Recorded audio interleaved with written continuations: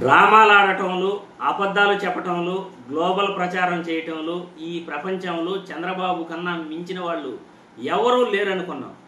కానీ ఇప్పుడు కొత్తగా లోకేష్ బాబు చంద్రబాబు కన్నా మించిపోయాడు అని క్లియర్గా వీళ్ళు చేసే పనుల వల్ల మనకి అర్థమవుతా ఉంది.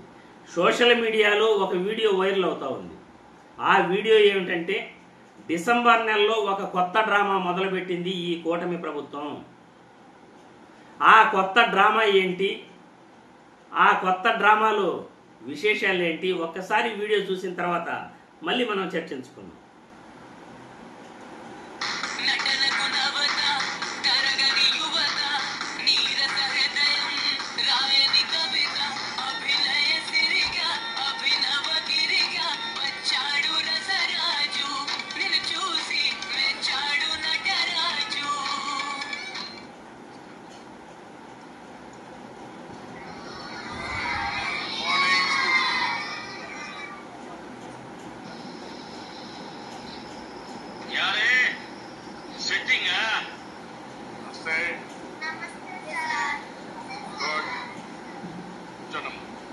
సార్ ఇది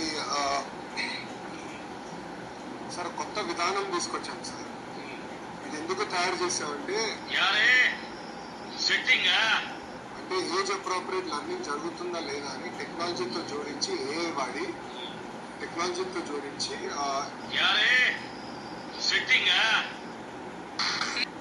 చూసారుగా, కొత్త సెట్టింగ్, స్కూల్ సెట్టింగ్ వేశారు.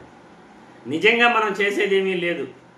ఆ సెట్టింగ్లో కూడా జగన్మోహన్ రెడ్డి బెంచీలు, జగన్మోహన్ రెడ్డి కుర్చీలు, అంత తప్ప ఆడ వీళ్ళు చేసింది ఏమీ లేదు.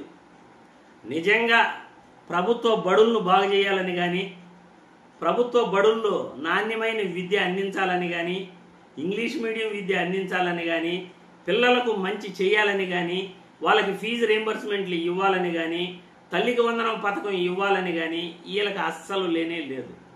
కానీ ఇలా సెట్టింగ్లు వేసుకుంటూ గొప్పగా గ్లోబల్ ప్రచారం చేసుకోవటంలో వీళ్ళకు మించిన వాళ్ళు లేరు అని సోషల్ మీడియాలో వైరల్ అవుతున్న ఈ వీడియో ద్వారా మీరందరూ కూడా చూశారు. ఒక స్కూల్ సెట్టింగ్ వేశారు. అందులో జగన్మోహన్ రెడ్డి బెంచీలు, కుర్చీలు వేశారు.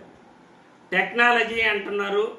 టెక్నాలజీని ఏ విధంగా డెవలప్ చేశామో మీరు చూడాలి సార్ అని లోకేష్ బాబు వాళ్ళ నాయనకి పాఠాలు చెప్పిస్తున్నాడు. ఇది డిసెంబర్ నెలలో వేసిన కొత్త డ్రామా. కొత్త సెట్టింగ్ ఏంటంటే స్కూల్ సెట్టింగ్.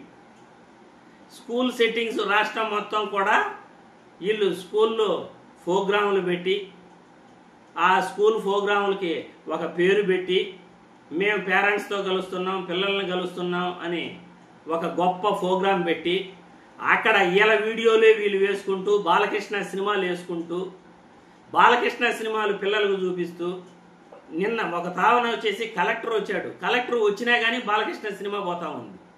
పిల్లలకు బాలకృష్ణ సినిమానా చూపించాల్సింది.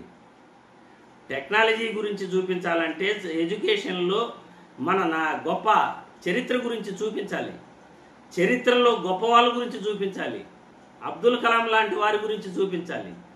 రాష్ట్రంలో సైంటిస్టులు ఎంతమంది ఉన్నారో, దేశంలో సైంటిస్టులు ఎంతమంది ఉన్నారో వాళ్ళ గురించి చూపించాలి.